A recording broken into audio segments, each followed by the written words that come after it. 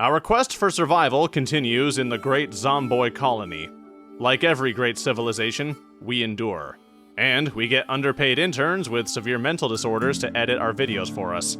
While you grew and developed as a person, I dug a hole in the wall to house my gremlins. While you lived, laughed, and loved, Frost carried logs into a cave and fabricated a door, just as any good editor does. Welcome back to Rimworld. We continue to endeavor to survive the endless hordes of the dead, and since the last episode, I started expanding the base. We finally had a bedroom for Frost. A dark, dank bedroom filled with more mold than any one person could possibly eat. If you've ever wondered what having intestinal parasites is like, just hyperventilate in there for a few minutes and, you won't have to wonder for very long. We also started tinkering with electricity. If I ever wanted turrets to keep the neighbors out, I was going to need to up my tech game. I'm getting tired of getting bullied by the Amish for my primitive and backwards ways, and a generator would be the best way to pull myself out of the dark ages. But not yet. We haven't done any research, and my people barely understand how chairs work. There will be no science in this house until Frost finishes sanding down her sad, shitty little bedroom. The zombie hordes are large, but still manageable. Frost and Dan were leveling their shooting at an exponential rate. It's not very often I get to look at people in this game and, feel any sort of pride. But these two were becoming certified marksmen. Danielle wasn't. Danielle gets to take care of my crops and do homework in the corner, with a single candle. God, I'm a great husband. But things were starting to escalate. Zombies were creeping ever closer to my house and worming their way through my front entrance. As a proud American, I keep a well-armed and highly medicated militia on my property at all times. These things hunt for toes, and I will not allow such degeneracy to take root within my walls. I don't care how bangin' your mosh pit is, stay off my property. A trade caravan came to visit. They wouldn't fight through the waves of undead to come see me, which I thought was kinda selfish. But their neglect didn't stop with me. They abandoned their surgeon when he fell victim to a heat stroke. They just left a perfectly good doctor on the ground and took off. I know he's lightly used, but come on, show a little compassion. Also, leave his Twinkies. I need those. Now, the next group, they weren't quite as lucky. The zombies smelled feet and they went feral. This was the slowest, saddest fight I've seen in this game so far. Half of the tribesmen weren't even fighting. 2 of them had a break to talk about swimming. Then they took turns shooting my wall. Yes, shooting my wall. They told me they were trying to hit the zombie, but that's not what was happening. I'm not sure how they managed to live this long out there. A big part of me hoped they would try to go through the massive horde by the east gate. But they didn't. Their leader, Orange, lost part of his toe, and he understood the danger they faced. So they went right back out the way they came. Speaking of hunting, I forgot the zombies weren't the only threats in this place. Nature's biggest, lovable murder machine looked at Frost and decided she was looking like a snack. No, absolutely not. Fun fact, did you know bears have skulls that can deflect most small caliber rounds? Did you know Frost didn't give a flying fuck about that? The bear didn't. And now he knows nothing. All he knows is how to drool on himself and what the color fuchsia tastes like. At this point, I was getting bored. If I'm not grinding or working on something, it doesn't take long for me to get restless. And when I get restless, I make extremely goddamn stupid mistakes like the semi-evolved caveman that I am. So, I decided to kick over the hornet's nest. 'Cause fuck it. It was time to stress test my colony and see how much these two could handle. That was not a good idea. That was pretty unwise, I'm not gonna lie. These two heard me giving praise and they decided to prove me wrong just out of spite. The next 20 minutes was a lot of this. Just a whole lot of looping and swearing under my breath.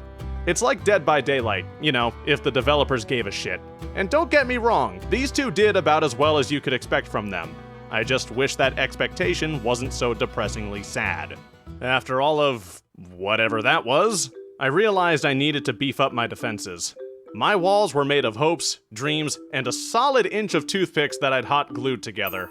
Slate, however, is a stronger material. It ranks in between 2.5 and 4 on the Mohs scale. In terms of hardness, this puts it somewhere between marble and Yandere devs seeing a minor. Now that's good quality.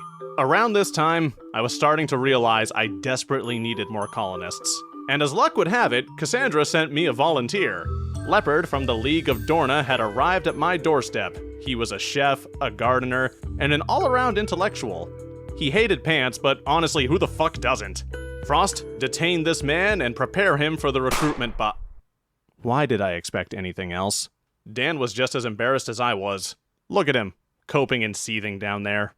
Also, I made sure to behead this one too. You know, in case he tried to get back up and nibble my ankles. So, you might notice we're about to have a huge fucking time skip in the video. That's because I, your amazingly talented and handsome host, did a bit of an oopsie. See, I switched from OBS to Streamlabs because I like all the options and the stuff that it has for when I live stream. What I didn't know was Streamlabs had decided to default to 720p. I tried editing the footage from the second stream, and boy, that was just not happening. All the video looked like a bootleg PS1 cutscene. So, let me fill in some gaps of what happened. My base expanded. My walls expanded. My dong expanded. We really scaled up the place, and we made a lot of progress in our research. I also enabled the ability for zombies to target all living creatures, not just humans. So that's neat. Also, my colonists, they're armed. They're real armed now. And as my defenses grow, the zombies get more ambitious. This one spurts, whatever the hell that is, all over the ground, wherever it walks. It slows everything down, and it's definitely causing several health code violations. It also rips fat fucking vapes when you shoot at it.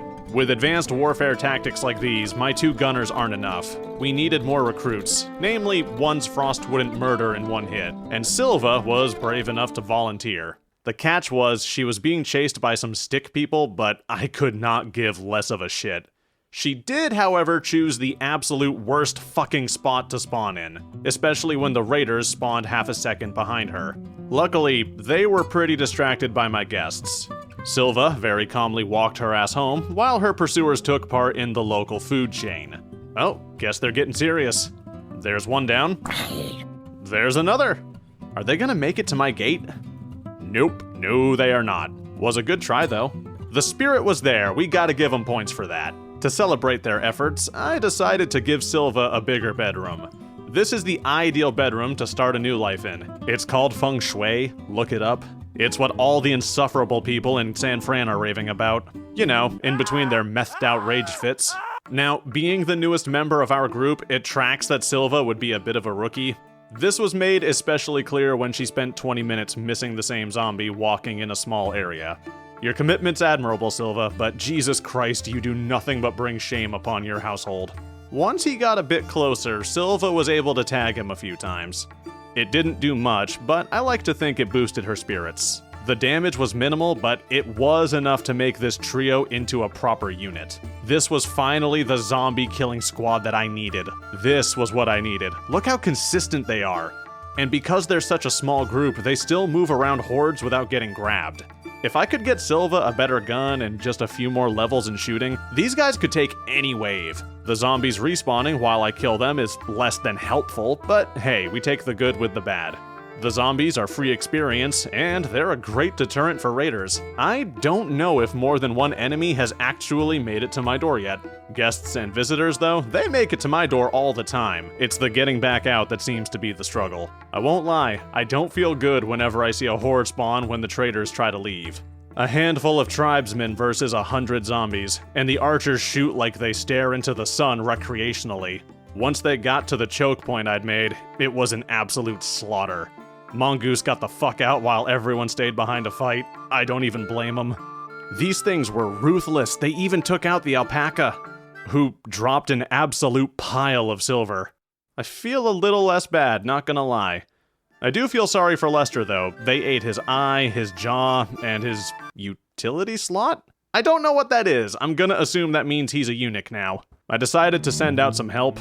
It would be nice if at least a few of the tribals made it back home. And free aiming experience is the best kind of experience. Everyone wins. I also had Silva perform a little first aid. She's a vet, not a doctor, but that's basically the same thing. One of them got back up and tried to eat one of his friends. That's morbid because that's your bro, Cobra. It's also selfish because I spent precious time and resources healing him. I brought a few of my guests back home. The plan was to tend them and keep them here until it was safe to leave, but Cassandra had other ideas. I'd cleared half the horde already, and more of them had just spawned in. Leaving was not safe, but you know, I'm nothing if not persistent, goddammit. I am, however, not the fastest worker, hence my upload schedule.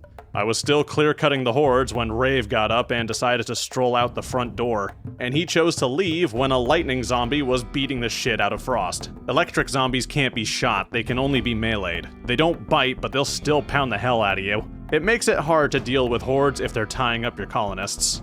Not a problem right now, but it could be an issue in the future if there's way too many zombies to deal with. Rave got a boo-boo, so he's limping back to bed. Great, thanks for the help, Rave. Appreciate you, homie. Alright, he's trying again. My colonists are tired, they're hungry, and they're pretty sore, so, you're going in solo, dude. I believe in you. Yeah, that's about right. At least the zombies cleaned up the mess. I've got more patience I can throw into the meat grinder when they get back up, but, we'll have to wait until the next video for that. In the meantime, thank you all so much for watching. If you enjoyed this video, remember to leave a like and consider subscribing to my channel. A huge shout out to my patrons. You make all of this content possible, and I endlessly appreciate you for it. More content on the way, so stay tuned. Thank you all again, and I'll see you all next time.